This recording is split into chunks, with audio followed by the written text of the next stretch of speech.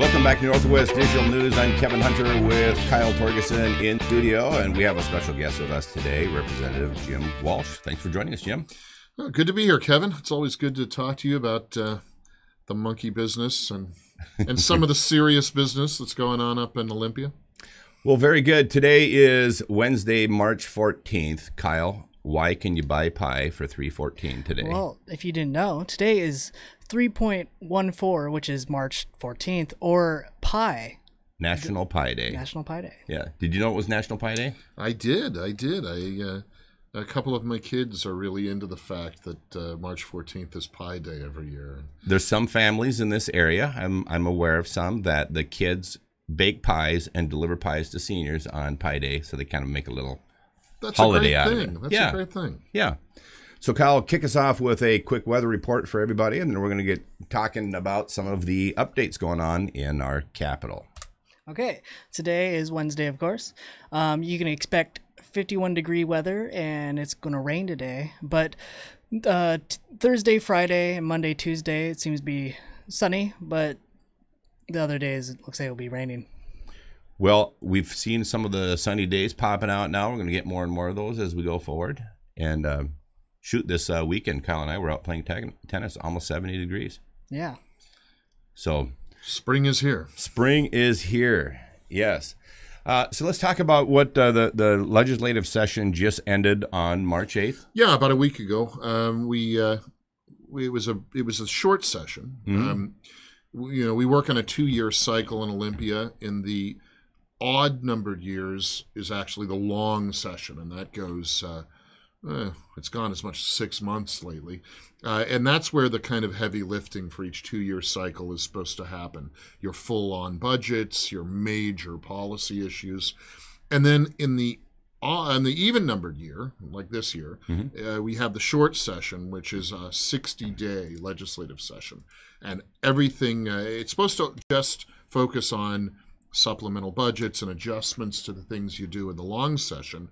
But it's really anything can go, and this past short session that just ended was very busy, a lot of activity.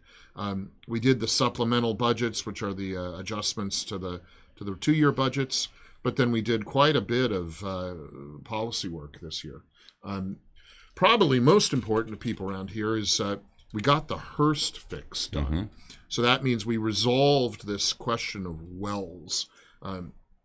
The problem had sort of cropped up because of a state Supreme Court decision, the Hearst decision, which called into question whether residential wells and other wells could be permitted and dug as they've been traditionally done in Washington. The Hearst decision said, well, in order to dig a well, you may have to pay many thousands of dollars. You may have to get a hydrological survey done, which was thousands of dollars more. You may be limited to a few hundred gallons a day out of that well. So the court decision raised all these questions, and we were able to answer it with good legislation this year that said, no, the way we've done it all along, the way we've been doing it before is the way it should be. For this area, really it is status quo before the decision started. You can you can drill a well. You have to pay a fee to the state, but it's $500 instead of $1,500 or $5,000 or some other numbers that some people were batting around.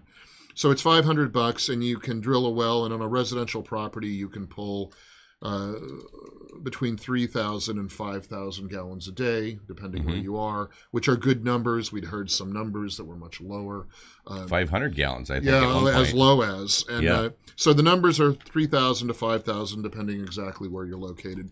And those numbers are all good. I mean, you can build a house, you can develop a piece of property pretty well with that amount of water. So we were able to kind of defend the status quo as we were doing it for years here before. Now, some other parts of the state are under a little bit stricter limits, but in this part of the state, we were able to defend the property owners, and you can go about your business as you've traditionally done, which is a great win for this area. There was a little bit of negative fallout when all this conversation started, because from mortgage companies to others were saying, hey, we're not going to finance houses until this whole thing is resolved. Yeah, it was the cloud. I mean, Yeah. they didn't know what the rules were going to be for wells going forward. And you're right. I mean, where the rubber really hit the road on the issue was mortgage companies, banks, and lenders. Some of them were saying, we're just not going to make any loans until we get resolution and some clarity on how these wells can be used going forward. And the resolution that we got, the bill that we passed, does that. It provides that clarity, and I feel really good about it. That's probably one of the biggest things we got accomplished this past short session. We got a couple other things done too. We got the capital budget done, which had been held over from about 6 months ago. We got that resolved very quickly, so that's important. Quite a few good projects for this part of the state in that capital budget.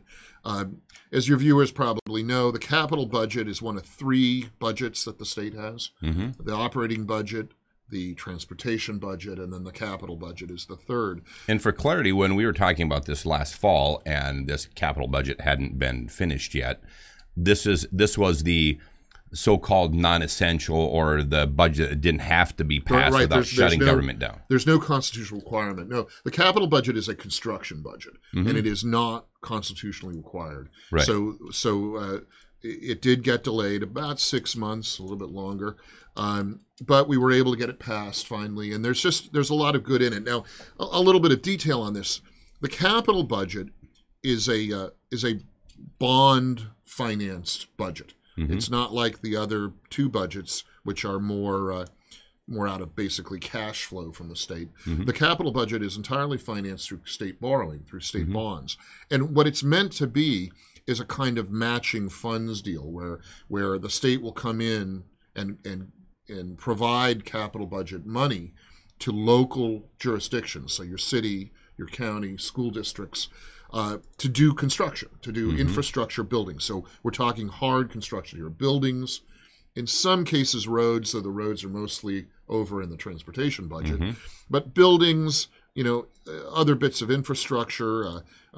We had a couple of projects in the current one for dredging out a couple of our local port marinas, things like this. Broadband internet connections are considered infrastructure for the sake of the capital budget. So it's construction projects related to public infrastructure, and it's a great thing. And so, like I say, they're projects usually spearheaded by a local jurisdiction, and then the state comes in and matches funds with its borrowing capacity. So it becomes a kind of force multiplier for financing public infrastructure projects. And we've got a bunch of good projects for this area. I mentioned the dredging projects. We've got the improvements to the gun range up past Castle Rock. We got a couple of smaller but important projects for some of the local housing nonprofits who are able to develop some more apartment buildings, basically, either building new ones or rehabbing old buildings to provide more low-income housing. There were a number of good projects that we got funded in the capital budget, and so I was glad to get it done. And I actually sit on that committee in Olympia, the capital budget committee, so I was able to sort of help spearhead some projects that are important to hear. I wanted to mention something with regard to the gun range, which is on the north end of the county here, because you mentioned that one of the projects positively affects that project. I had conversation with our local police chief Chief Dusha, and was asking him the question. Now, this was in following, the observation of this school shooting that took place in Florida, and I was asking him what type of facilities or sites do they have in properly training the police for this kind of response. Response to a situation like this. I think everybody understands now at this point that the response that happened, even in Florida's situation, could have been a heck of a lot better than it was. And it was obvious to me, having been through military, what's called MOUT training, doing building clearing and responding to this type of situation, that there could have been better training. So my question to Chief Dusha was, what types of facilities do we have here locally? And he made comments about the gun range on the north end of the county, and talking about some things that they were working on so that the police, the sheriff's department, et cetera, could use that. And I made a mention to him. I said, hey, if we could get the loose ends tied up. So apparently there's Fish and Wildlife that's maybe involved there. The county commissioners have some decisions that they could make with regard to that. But I'm bringing this to your attention because maybe you could help move this along. I mentioned to Chief Dusha that, hey, if we could get some things done up there, I'd be willing to talk to our area business people, get some donations and some funds moving, and build what's basically a MOUT. It's military occupation and urban training type facility built on that site where our sheriff's departments and our police departments could have that kind of training that I used to give to soldiers on a military base back in Minnesota. Not a big deal to build here, and I think we could get the donations and even get, whether they're teachers at school or parishioners of churches. You think of all the places where shooters can show up. What about getting people who are interested, getting them some training on how to respond to those kind of situations? So I just wanted to bring that to your attention. Well, that's certainly something we want to add to the mix up there. I mean, first thing, we've got to get the place dimensioned out so that it can be used for CERT training for the law enforcement. But yeah, I mean, that's a project we should follow up on quickly. I mean, I think everyone's mindful right now of security, of improving security at our schools. And this was a debate that also happened this short session in Olympia. We have in the state budget and in the state infrastructure already a method, a program for providing armed security at our schools. The positions are called school resource officers, and they are funded by the state for local school districts, but not funded very well. And one effort that a few of us tried to make was to increase that line item in the budget and try to get more money in there to hire more security for the schools. It was didn't work. It was not a huge amount of money. We were going to add another $30 million to that program to hire about enough resource officers for the high schools in the state. We weren't able to get it passed. It failed as a budget proviso, but we'll try that again starting next session. And we don't need to create any new law. We don't need to create a new program. The program is there. All we need to do is fund it better, and we can provide those school resource officers. I'd like to provide one to every school, public school in the state, kindergarten through 12th grade. And so we'll be working on that. The point I want to make is that the program's already there. We just need to fund it more.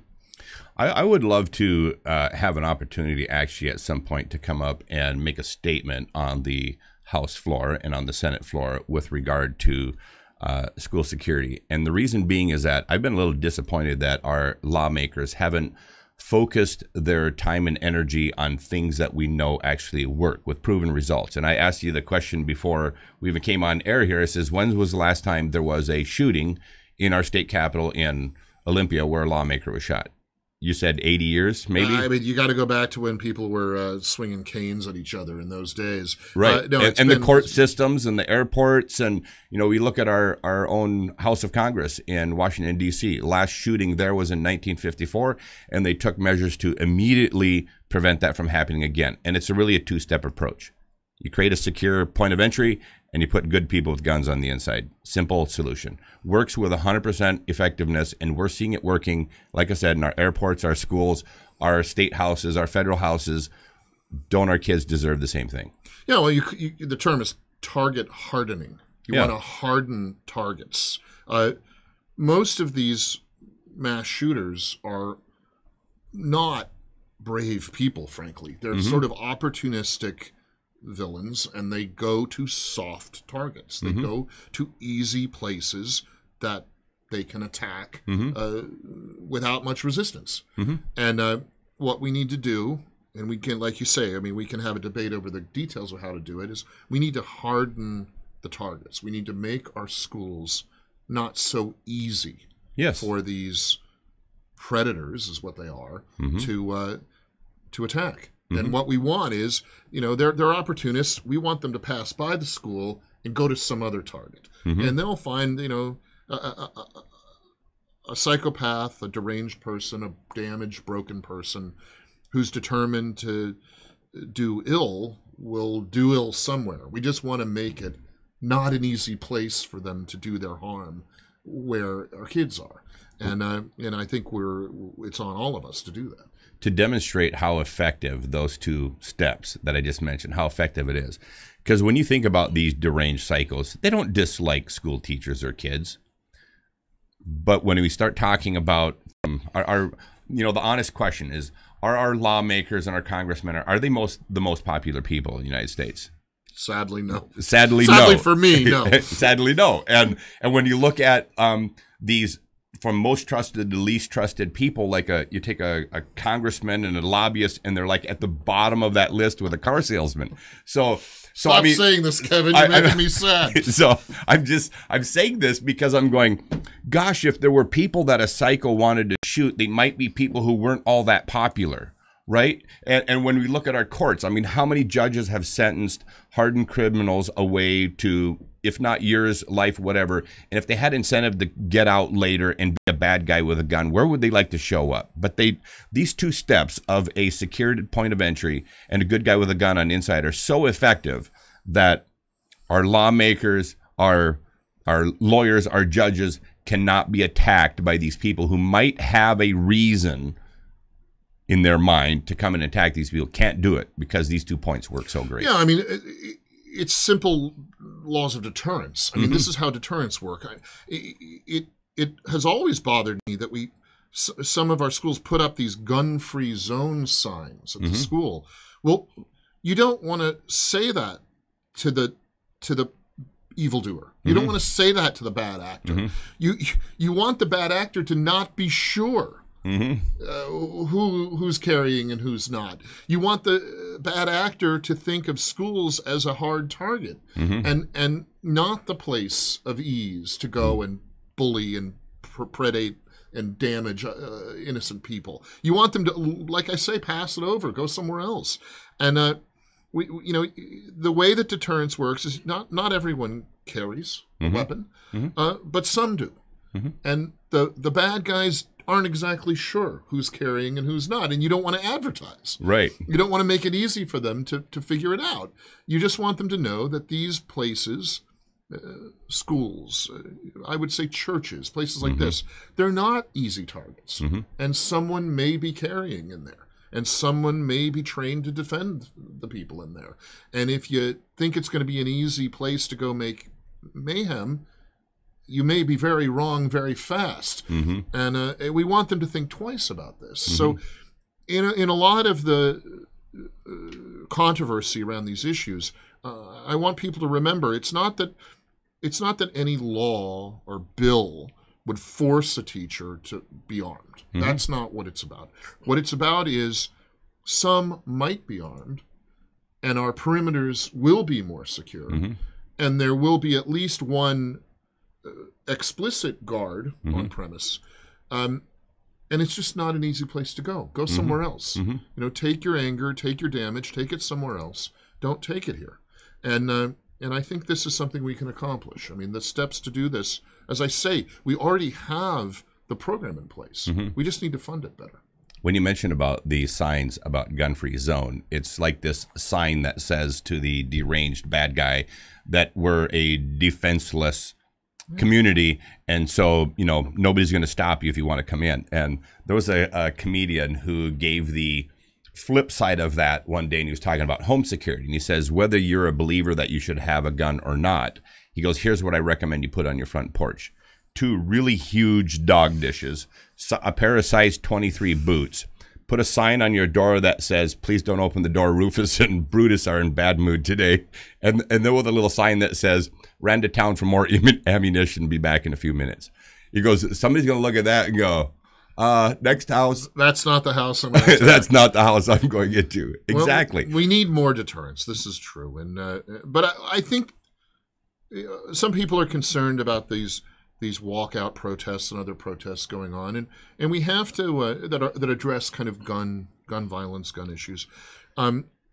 We have to give people their First Amendment rights to speak their minds, but we also have to understand that people speaking their minds, cuts both ways. There are many people who want more security at schools, and argument, the logic behind some of the protesters who want to see gun control because of school shootings is that the school children are afraid. They're fearful, and we need to address their fear.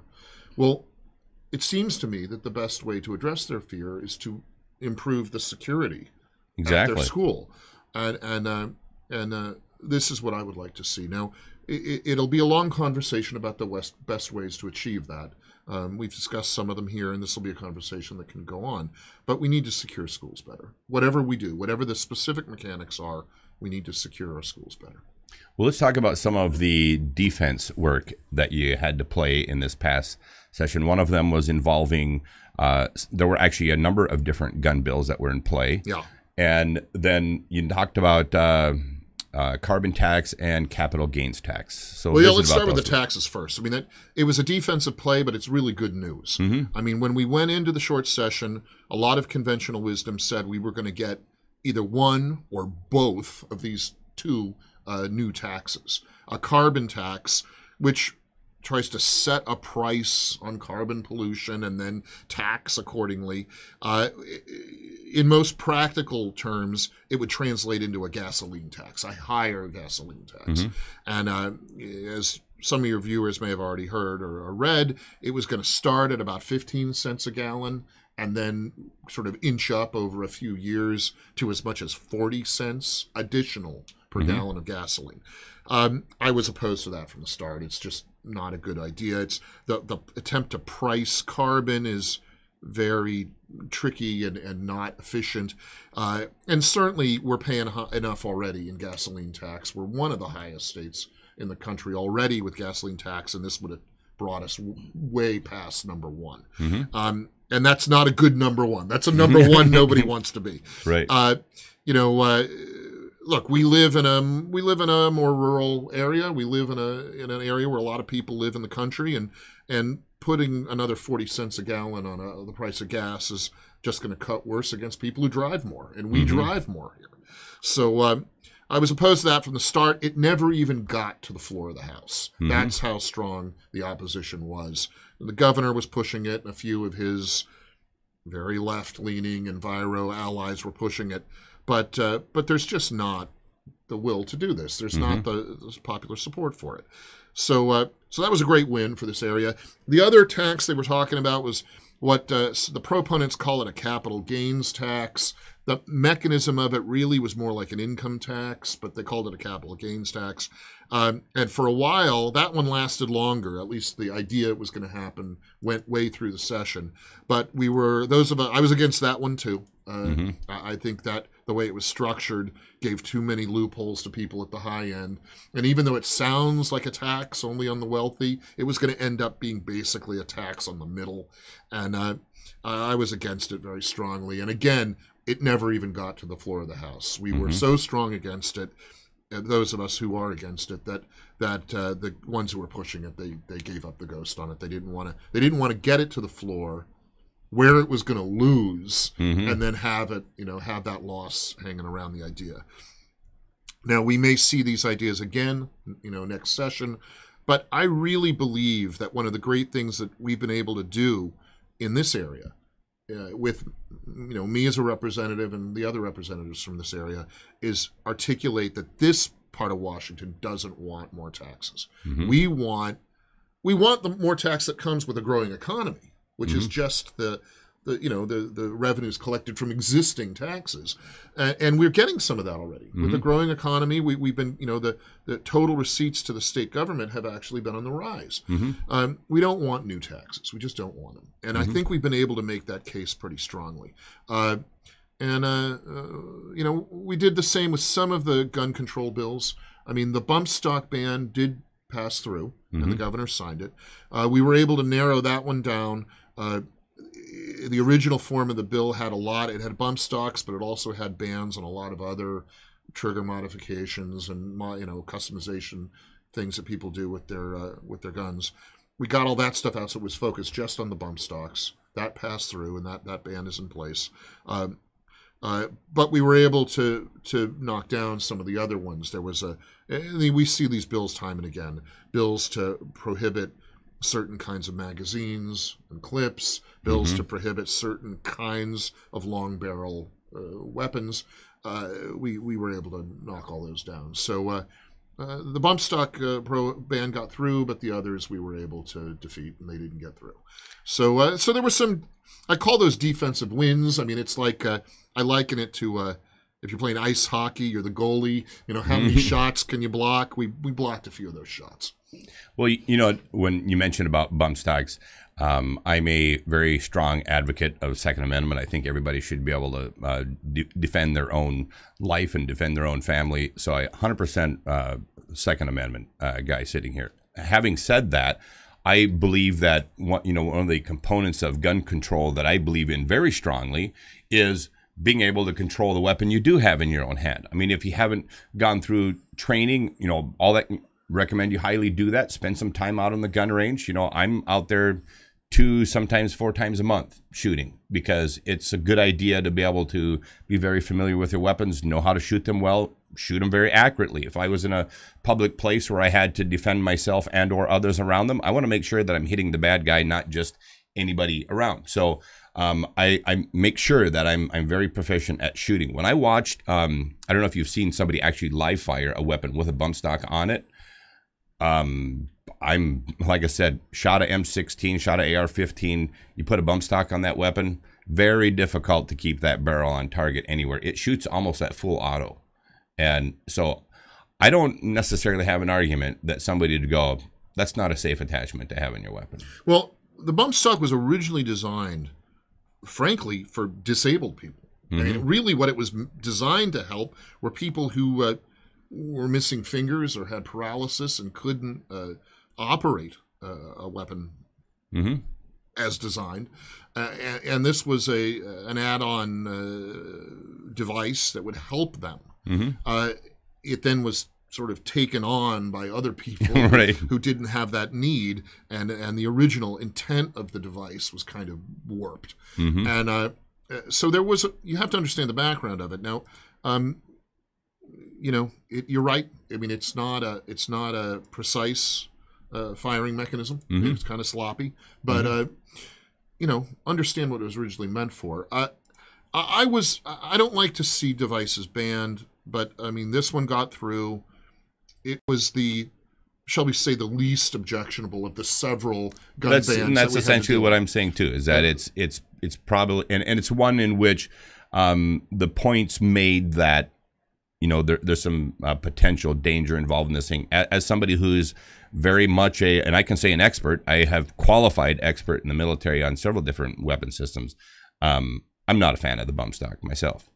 Well, so one of the problems I had with the bill was there was no grandfathering in, so it makes essentially criminals of people who bought the devices legally before the law took effect. There was supposed to be a buyback option that people could turn in their device, the bump stocks, and they would be paid a small amount to recoup the cost of giving it up. That buyback program was not funded. So there were some technical issues with the bill. But as I say, as these things go, it was the least bad of several gun control bills. And we were able to stop the others. So all in all, I would guess I would give the legislation a grade of B or B plus for what it did this session, or what it didn't do with regard to gun control. Excellent stuff. Kyle, if you would, pop Jim's website and Facebook site if you have either of those up here in the background. So for people who have questions for Jim, here's how you find them. Is there any other good ways? Because people can come up, whether it's during session or in your off times. What ways do you recommend people get in touch with you? Oh, the best is probably email. I read all the emails that come in. And that's, you can see on the website there. The email address is jim.walsh@leg.wa.gov, G-O-V. You can always email me. That's probably the best. You can call, too. The office number is 360-786-7806. You can call or email. Email's probably best. I'm trying to think of other issues that we had to deal with. Well, there's a law enforcement issue that will be worth watching that we passed this session. Some of the law enforcement reforms tied around officer-involved shootings and allegations of police abuse of civilians came together in a package of two pieces of legislation. A House initiative, H.I. 940, and then a standard bill, H.B. 3003. And they were brought through the legislature as kind of a package deal. And this has to do with some of the problems that have happened in Seattle and in the Tri-Cities area with allegations that police acted out of hand, acted improperly, and beat or mistreated civilians. And I am very uneasy about the reforms that were passed. Again, some of it's technical. In fact, a lot of it's technical. The combination of these two bills, an initiative to the House, which is an arcane version of an initiative that doesn't go to the people as most initiatives do, but goes to the legislature and is to be acted on it like a bill.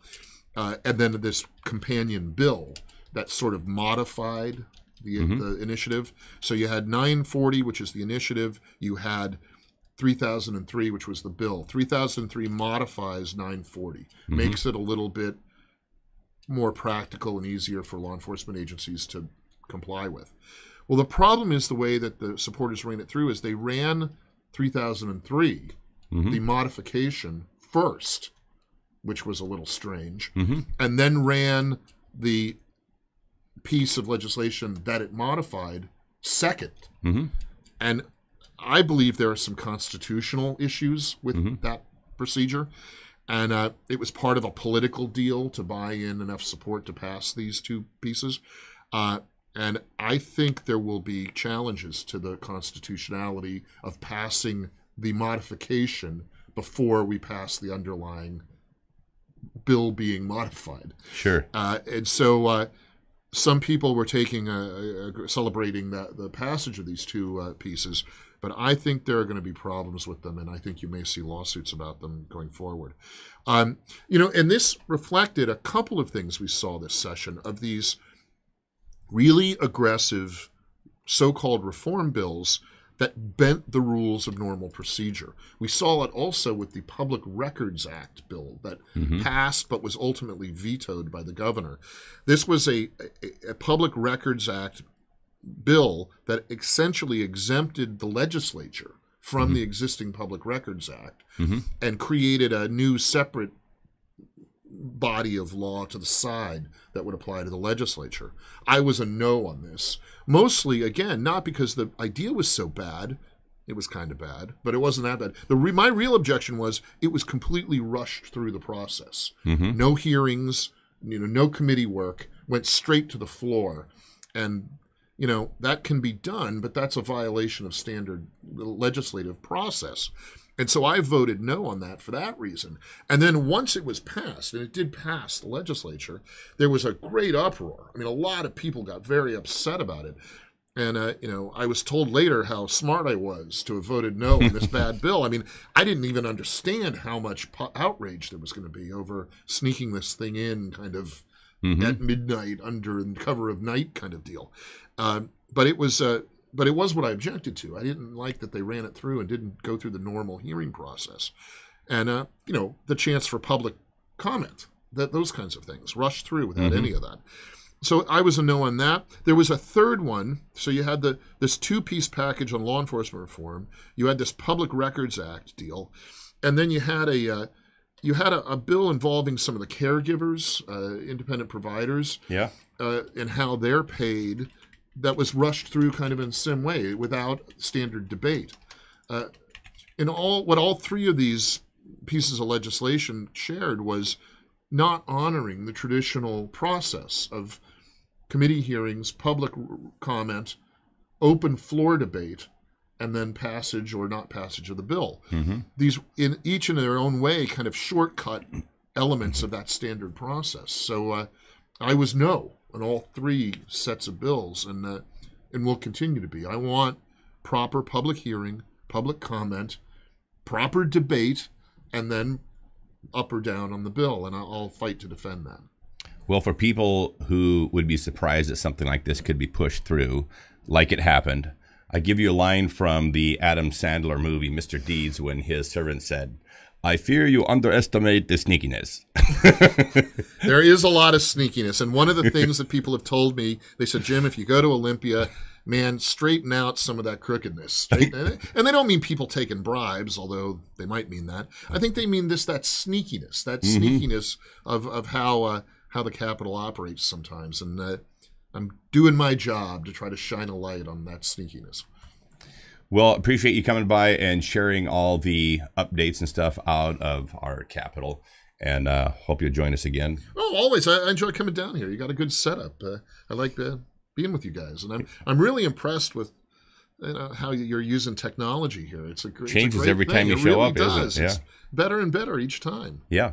Well, let's talking about great things and great people. We had the passing of Stephen Hawking, one of the well-known, perhaps the best-known physicists out there. You got a little information on Stephen Hawking, Kyle? Sure. Yeah. So Stephen Hawking passed away at the age of 76. He passed away early in the morning. His kids had made a statement about it, but this has hit a lot of people because Stephen Hawking was a really big role model for many. He had his own movie, which is actually kind of cool. But it's just it's really sad that he passed away. His mind was amazing. He came up with a lot of things. Yeah. So for people who were familiar with Hawking, I wondered the first time I ever saw him speak somewhere, what the specific ailment was that he had, but it was a rare, early onset, slow progressing form of motor neuron disease. So eventually took away his speech, but he's still able to communicate through speech generating devices, and always had something interesting to say, whether you agreed or disagreed with him. Always had interesting things to say. When he was diagnosed with that, he had 2 years to live, and that was when he was like 21. That was a long 2 years. A long 2 years. Yes, it was indeed. So other local issues going on, or local events going on, we have coming up on Saturday is the Shamrock Saturday. It's March 17th. Coincides with St. Paddy's Day. So you'll see lots of green in Longview on Saturday. Bring your green. Come down and party with all the green business people. So, Aaron go bra. Yeah, yes. All right. Well, thanks again for joining us here on Northwest Digital News. A special thanks to Jim Walsh for showing up and sharing that legislative update. On behalf of myself, Kevin Hunter, and Kyle Torgerson, thanks for joining us. Till next time, take care.